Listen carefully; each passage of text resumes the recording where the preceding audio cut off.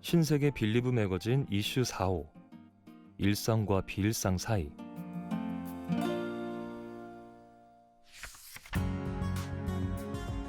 좋은 공간에 대한 고민.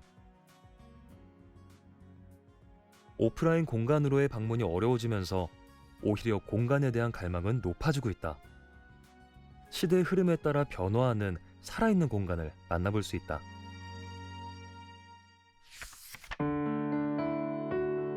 영감이 흐르는 서재를 공유합니다. 영감의 서재 대표 박지호. 17년간 매거진 에디터, 편집장으로 일한 박지호는 좀 다른 방식으로 콘텐츠를 표현할 수 없을까라는 고민 끝에 공간과 콘텐츠를 결합하는 자신만의 방법을 찾아냈다. 정동에 자리한 영감의 서재 102는 코로나19 시대와 맞물려 한 명 또는 소수 인원의 한 팀이 방문해 매달 그가 큐레이션한 책, 음반, 브랜드, 오브제, F&B 등을 통해 영감을 얻을 수 있는 장소다. 요즘 어떤 일상을 보내나요?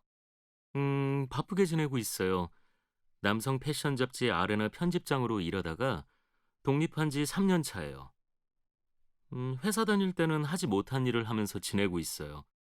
예를 들면 오전에는 가벼운 산책과 사색을 하면서 보내고 오후에 본격적으로 일을 시작하는 거죠.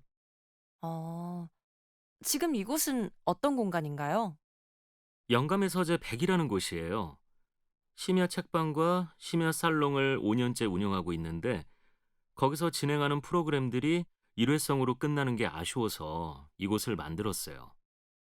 작년 10월에 대한성공회 서울 주교자 성당 마당에서 야외 서재를 열었는데 당시 루이스 폴센 포터블 조명이 나왔어요. 그 조명으로 밖에서 함께 책을 읽는 컨셉이었는데 많은 분들이 좋아해 주셔서 항상 열어둘 수 있는 공간을 만들어보자 생각한 거죠.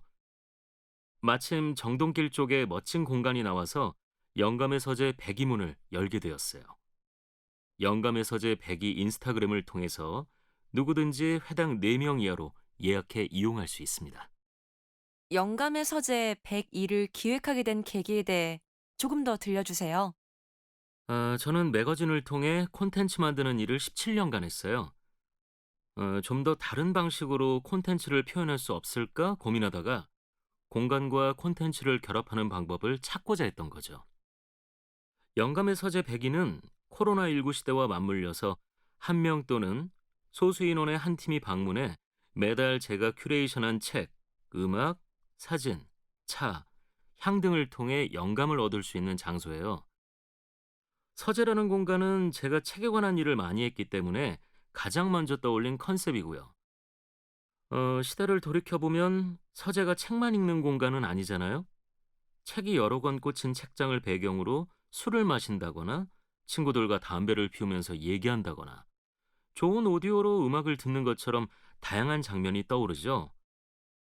책을 바탕으로 하지만 그 안에서 큐레이션한 음악을 듣고 브랜드 제품을 포함한 오브제를 사용해보고 차를 마시는 등 총체적 경험을 나누고 싶었습니다. 이곳이 들어선 건물도 정말 멋지더라고요. 앞서 얘기한 야외 서재를 열면서 정동이라는 동네에 푹 빠져 있었어요. 사실 신화기념관이라 불리는 이 건물도 공공유적으로만 생각했거든요.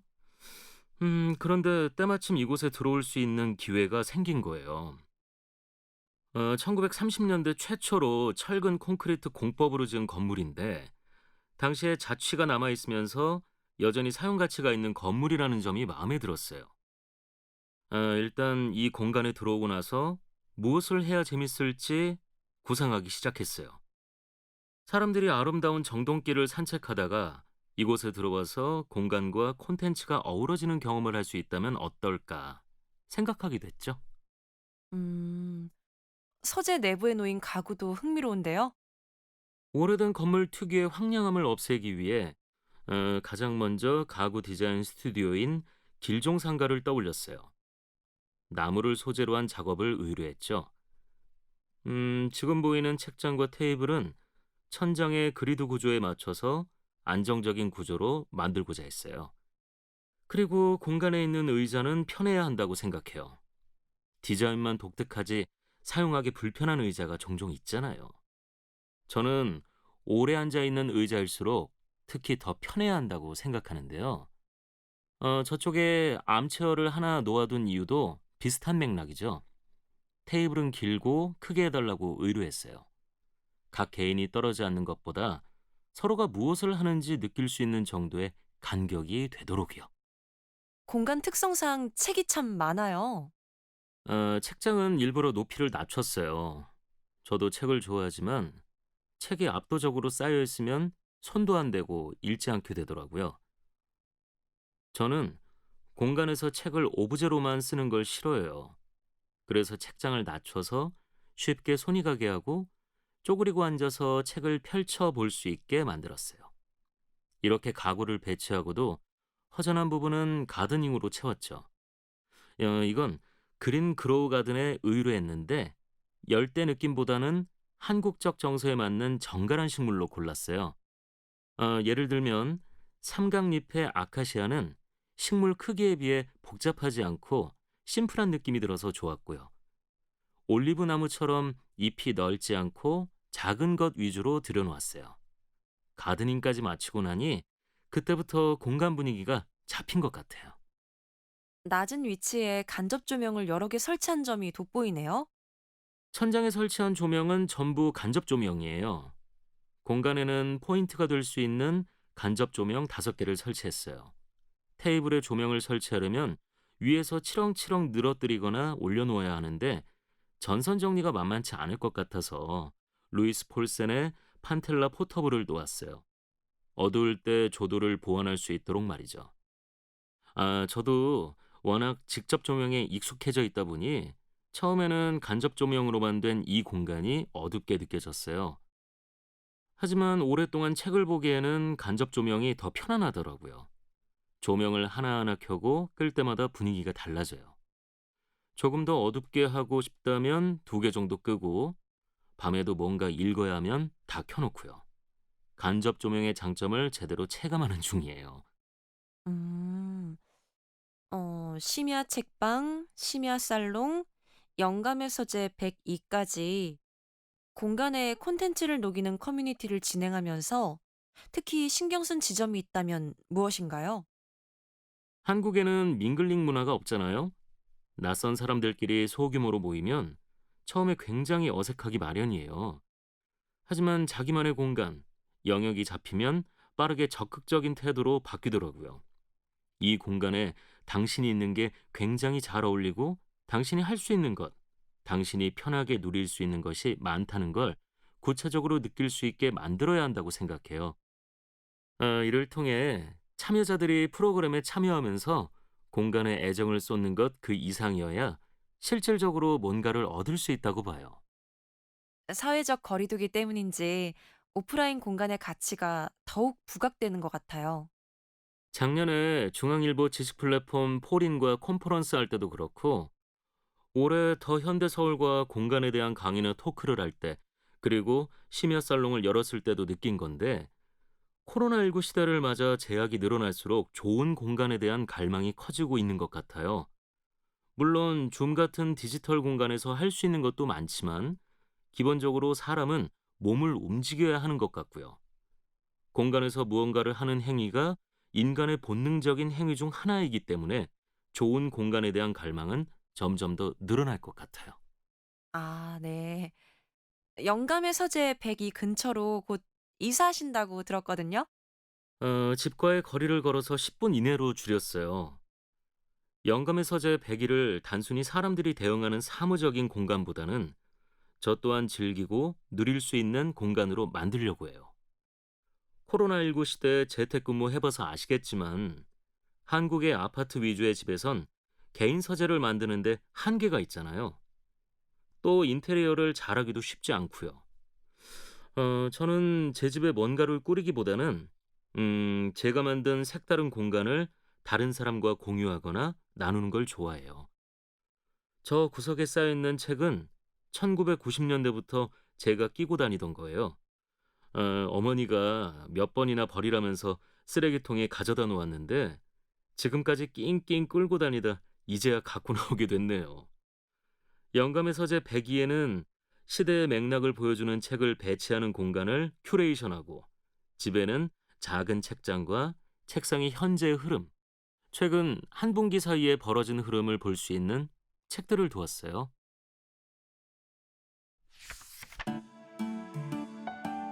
거실의 목적성을 내세운 디자인 스튜디오. 스튜디오 김거실, 디렉터 김용철. 남산 아래 위치한 스튜디오 김거실에서 김용철 대표를 만났다. 1960년에서 1970년대의 올드 힙합과 디스코 음악을 좋아한다는 그는 몇 개의 레코드판을 틀어주었다. 기분 좋게 울리는 비트와 리듬, 인센스 스틱의 향이 부드럽게 감싸는 공간에서 김용철이 중요하게 여긴다는 명제, 형태는 기능에 따른다에 대해 얘기를 나누었다. 간단한 자기소개 부탁드려요. 네, 안녕하세요. 제 이름은 김용철이고요. 서울에서 디자인 스튜디오 김거실을 운영하고 있습니다. 지금 인터뷰 나누는 공간에 대한 소개도 해주세요. 저희 스튜디오 사무실입니다. 1년 전쯤에 이태원 쪽에서 집 가까운 곳으로 사무실로 옮기고 싶어서 공간을 알아보다가 이곳 남산 아래로 오게 되었어요. 팀원은 총 4명이고 여기서 함께 작업하고 있습니다. 남산을 좋아하는 이유가 있나요? 저는 집도 스튜디오도 한강이나 남산 둘 중 하나는 보였으면 좋겠다고 늘 생각했어요. 그런데 저는 물보단 산이 더 잘 맞는 것 같더라고요. 집이랑 사무실 모두 남산이 보이는 곳으로 구하게 됐어요. 스튜디오 이름을 김거실로 짓게 된 계기가 있다면 말씀해 주세요. 제가 학생 때 베를린으로 유학을 가고 싶어서 여러 번 베를린에 갔어요. 집 얻는 과정도 경험했고요. 결론적으로 유학을 가진 않았지만 그 과정에서 독일인이 집을 구할 때 중요하게 생각하는 걸 알게 되었어요. 발코니와 거실이었죠. 평소에 햇빛이 잘 들지 않기 때문에 날씨가 좋으면 거실과 발코니에서 일광욕도 하고 빨래도 할 수 있기 때문인 것 같았어요. 거실은 독일뿐만 아니라 우리나라도 마찬가지로 다양한 실내 활동을 하는 장소잖아요. 실내 레저 활동이나 재택근무, 손님 응대까지 집안의 허브 역할을 하는 곳이죠. 거실에 대한 이런 생각을 하다 보니 나중에 스튜디오를 차리면 거실이라는 공간의 의미와 목적성을 추구하고 싶다는 생각이 들었어요. 처음에는 독일어로 거실이라 이름 지었는데 발음이 어려워서 한글로 쓰게 됐어요. 아, 그럼 독일어로 거실은 어떻게 말하나요? 보온치머라고 해요. 치머가 방이라는 뜻이고요. 그런데 스튜디오 이름이 거실이면 주거 공간 역할만 하는 곳이라고 생각할까봐 제 성을 붙여 스튜디오 김거실로 정하게 됐습니다. 음, 대표적인 프로젝트를 소개해 주세요. 한남동에 있는 올드페리 도넛이에요. 도넛을 파는 카페인데 원래 클라이언트가 경리단에서 매장을 운영하다가 한남동으로 이전하면서 제게 의뢰했어요. 외국인에게도 한국의 도넛이 맛있다는 걸 알리고 싶어 했고 또 한국적 요소로 비주얼 콘셉트를 잡기를 원해서 바 구조라든지 가구를 한옥의 주춧돌이나 병풍, 민화, 자연 등에서 모티브를 얻어 디자인했어요. 전체 디자인 과정에서 더욱 중요하게 생각하는 지점이 있다면 무엇인가요? 저는 클라이언트가 해당 씬에서 경쟁력을 가질 수 있게 도와주는 역할을 한다고 생각해요. 하지만 시각적인 외형 작업만 하진 않아요. 브랜드가 전하는 메시지라든가 콘텐츠, 제품, 서비스 등에 관해 최대한 이해하려고 노력해요. 제가 언제나 중요하게 생각하는 건 형태는 기능을 따른다라는 명제예요. 사실 요즘 인스타그램에 올리기 좋은 형태와 컬러에 집중해 공간을 풀어낸 프로젝트가 유난히 많은데 저는 그보다 클라이언트가 전개하려는 방향성을 먼저 이해하고 가구, 브랜딩 아이덴티티를 확장하는 걸 중요하게 생각해요. 또 실제 제품이나 서비스를 생산하는 곳에 가서 플레이어들의 의견을 듣는 과정도 빠뜨리지 않아요. 예를 들어 카페 공간에는 다양한 머신이 있잖아요. 우리나라 카페는 좋은 머신을 많이 구비해두고 있는 편인데 어떤 머신을 쓰느냐에 따라 바 공간 설계가 달라질 수 있어요. 또 플레이어가 왼손잡이라면 이에 맞춰서 집기나 설비도 새롭게 짜야 하고요. 이렇게 꼼꼼하게 진행한 프로젝트 이후에 기억에 남는 피드백이 있나요? 카페, 주방, 바 같은 경우는 매일 생산과 소비가 일어나는 곳이어서 문제가 발생할 가능성도 높아요. 그러다 보니 최대한 피드백을 안 받는 게 클라이언트가 편하게 잘 사용하고 있다는 방증이 아닐까 생각해요. 어, 스튜디오를 남산 아래로 옮기면서 어떤 공간으로 만들고 싶었나요? 제가 좋아하는 가구, 조명, 오브제를 수집하면서 편안하게 일할 수 있는 곳으로 만들고자 했어요. 공간을 기획하고 설계하는 일에서 다른 사람, 그러니까 클라이언트를 위해 하는 디자인과 내 공간을 위해 하는 디자인의 공통점과 차이점은 무엇인가요? 예를 들면 여기는 상업 공간을 주로 작업하는 스튜디오이기 때문에 전략적으로 접근할 때가 많아요. 정해진 콘셉트를 지켜야 할 때도 있고 아이덴티티의 통일성을 위해서 조형을 디테일하게 챙길 때가 많은데 제가 쓰는 공간은 아무래도 편안하게 뭐 이것저것 늘어놓고 사용하는 것 같아요. 중이 제 머리 못 깎는다고 하잖아요. 그때그때 제 취향에 맞는 것들의 집합이라 통일감은 없는 것 같아요. 그럼 막연하지만 좋은 공간에 대한 기준이 있나요? 여행 갔을 때 화려하거나 디자인적으로 잘 만들어지진 않았더라도 시간이 지남에 따라 지속 가능한 형태로 나이 들어가는 에이징된 공간을 좋아해요.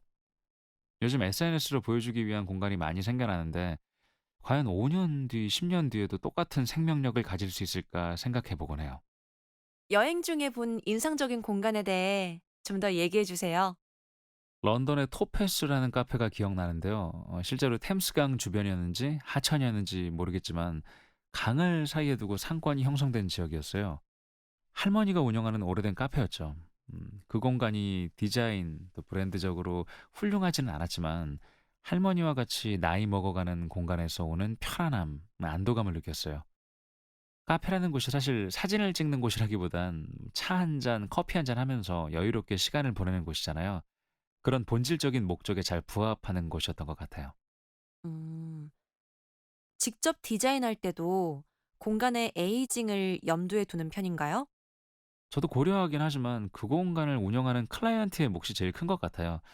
디자인을 마치고 공간이 태어난 다음 본래의 조형성을 유지하면서 공간이 나이를 먹어가면 제일 좋겠죠. 하지만 공간을 운영하다 보면 조금 더 합리적인 것을 찾게 되고 조형성이 무너지는 순간이 오는데 그럴 때 아쉬운 선택을 하면 아무래도 에이징의 느낌이 덜하겠죠. 소비자들도 그걸 분명 느낄 테고요. 스튜디오에서 제일 좋아하는 오브제는 무엇인가요? 저는 X라인 체어를 제일 좋아해요. 보기에는 불편해 보이는데 실제로 앉아보면 되게 편해요. 제가 코펜하겐에 여행을 간 적이 있어요. 우리나라도 북유럽 가구가 각광받는 추세잖아요. 그런데 코펜하겐에 가서 에어비앤비 숙소, 미술관 등을 방문할 때마다 엑슬라인 체어가 있더라고요. 덴마크 사람들이 실제로 쓰고 있고 좋아하는 의자라는 것을 알게 되니까 애정이 더욱 커졌어요. 우리나라에서 유행하는 특정 북유럽 바우하우스풍 의자는 그들이 애용하는 의자는 아닐 수도 있겠다는 생각도 들었고요. 음, 비대면, 사회적 거리두기가 확산한 요즘 코로나 전과 후의 공간 디자인에 대해 어떤 차이를 느끼는지 궁금합니다. 아무래도 오프라인 비즈니스가 조금 더 소극적으로 변한 것 같기는 해요. 어떤 공간에 가서 무언가를 소비한다는 것은 생각보다 의미가 커요. 쿠팡, 네이버 등에서 간단하게 물건을 살 수 있고 서비스도 신청할 수 있는 시대잖아요. 그런데도 그 공간을 굳이 찾아간다는 것은 공간이 가진 매력이 있다는 얘기니까요. 그런데 코로나19로 인해 갈 수조차 없게 되니까 오프라인 비즈니스가 점점 소극적으로 변하는 것 같아요. 실제로 작업 의뢰가 들어왔을 때 클라이언트들의 니즈만 살펴봐도 배달을 위주로 하는 바나 공간을 구성하는 사례가 확실히 늘었어요. 실내 좌석을 조금 더 축소하고 생산을 위한 바를 크게 만드는 거죠. 언젠가 살아보고 싶은 집에 관해 이야기해 주세요. 지금 5살 정도 되는 에그라는 강아지와 함께 살고 있는데 그렇다 보니 마당이 있는 집에 사는 게 꿈이에요. 강아지와 함께 마당에서 놀 수 있고 조경도 할 수 있고 여유 있는 라이프 스타일을 즐기고 싶어요.